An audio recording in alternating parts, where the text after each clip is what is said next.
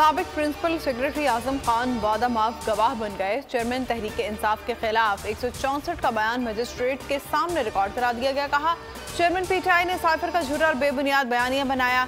Chairman Tehreek Insaf ने कहा, cipher को गलत रंग देकर बयानिया बदल दूंगा। लहराया जाने वाला साइफर जाली था और यहीं पर बनाया गया। हुकूमत को घर भेजने में कोई अमरीकी साजिश नहीं थी। शाह महमूद कुरैशी वज़ीर आज़म को साइफर से मुतालिक पहले ही बता चुके थे।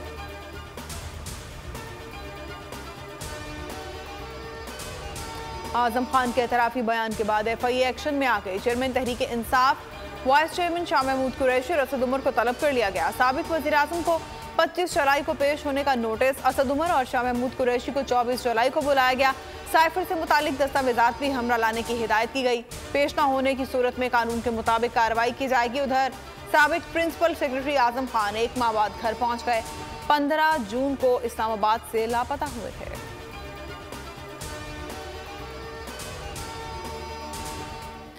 चेयरमैन पीटीआई के खिलाफ सीक्रेट एक्ट के तहत मुकदमा चलाया जाएगा। आर्टिकल 6 के तहत कार्रवाई लीगल डिपार्टमेंट की राय के बाद की जाएगी। अदालतों से सजा हो सकती है, गिरफ्तार भी किया जा सकता है। वजीर दाखिला राना सनाउल्लाह की प्रेस कॉन्फ्रेंस। कहा, आजम खान का बयान मौजूदा शवाहिद की तायद करता है। साइफर का ड्रामा मनसूबाबंदी से बनाया गया, उसकी सजा नहीं, इन्हें हर कीमत पर मिलनी चाहिए। सीक्रेट डॉक्यूमेंट पास रखना जुर्म है। साइफर पर साबिक प्रिंसिपल सेक्रेटरी का बयान आया है कि ये सब ड्रामा था। इसराइल ने पीटीआई की गिरफ्तारियों को नाजायज कहा है।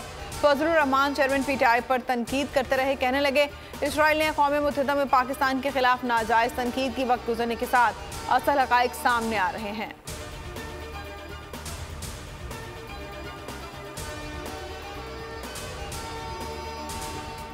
आजम खान के बयान पर पीटीआई का रद्द अमल। आजम खान को पहले अगवा किया जाता है, फिर तमाम कानून नाफिज करने वाले इदारे और तहकीकाती इदारे उनकी हिरासत से इनकार करते हैं। आज अचानक खबर आती है कि 164 का बयान मजिस्ट्रेट के सामने रिकॉर्ड करवा दिया गया। अगवा, तशद्दुद, दबाव में लिए गए बयान की कोई कानूनी हैसियत नहीं होती। पीटीआई रहनुमा फारूक हबीब का रद्द अमल। ट्वीट में लिखा, इतना ड्रामा और झूठ तो अफसानों और फिल्मों में भी नहीं होता जितना भोंडा स्क्रिप्ट यहाँ चलाया जा रहा है। चेयरमैन पीटीआई के वकील कत्ल केस में अपील समाअत के लिए मुकर्रर।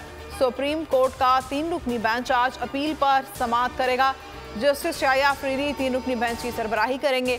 बेंच में जस्टिस मुज़ाहिर अली नकवी और जस्टिस मुसरत हिलाली शामिल हैं। आईजी बलूचिस्तान प्रोसिक्यूटर और एडवोकेट जनरल को नोटिस जारी। बलूचिस्तान हाई कोर्ट के फैसले के खिलाफ अपील दायर की गई थी। पेशावर थाना रैगी के इलाके सुभान चौक पर नामालूम अफराद की पुलिस पर फायरिंग। 2 पुलिस एहलकार शहीद जबकि 2 जख्मी। जिला भर के तमाम दाखिली और खारजी रास्तों पर सख्त चेकिंग का अमल शुरू कर दिया गया। मर्दान में दहशतगर्दों का पुलिस पार्टी पर हैंड ग्रेनेड हमला। पुलिस पर हैंड ग्रेनेड फेंकने से धमाका हुआ। पुलिस की जवाबी फायरिंग से मुबैना दहशतगर्द हलाक। हमले में पुलिस पार्टी महफूज रही मुबैना दहशतगर्द जाकिरुल्लाह का ताल्लुक कलअदम तंजीम से है। पुलिस अफसरान के मुताबिक हलाक दहशतगर्द के साथ ही जख्मी हालत में फरार हो गया।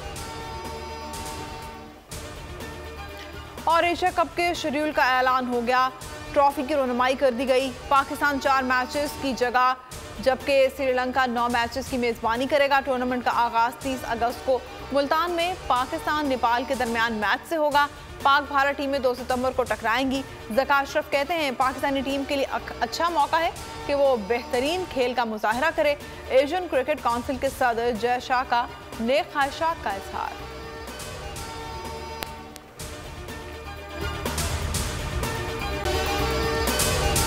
अगर आपको ये वीडियो पसंद आई है तो हमारे चैनल को सब्सक्राइब करें और बेल आइकन को प्रेस करें। मोबाइल लोन एप्लीकेशन से कर्ज लेना आवाम के लिए अजाब बन गया। सूद की ज्यादती और धमकियां, शहरी ने अपनी जान ले ली। बोल ने दिया अपने आवाम का साथ, उठाई इस स्कैम के खिलाफ आवाज। जो है लोन देने के हवाले से फ्रॉड बन रही हैं और लोगों की जिंदगियों से और इनकी इज्जतों से भी खेल रहे हैं। तो मैं ये समझता हूँ यहाँ पे 2-3 बड़ी अहम चीज है। ये है कि ऐसी एप्स जो कि एक्सेस प्रोवाइड कर देती हैं टू दी कॉन्टैक्ट्स और उसके अलावा टू द गैलरी। बोल की खबर पर इदारों ने भी कस ली कमर, लिया एक्शन। बोल की काविशें बराबर साबित हो गई। ऑनलाइन कर्ज माफिया के गिर्द घेरा तंग हो गया है, क्योंकि बोल है पाकिस्तान का नंबर 1 न्यूज चैनल। सब्सक्राइब करें और बेल दबाएं ताकि कोई खबर रह न जाए।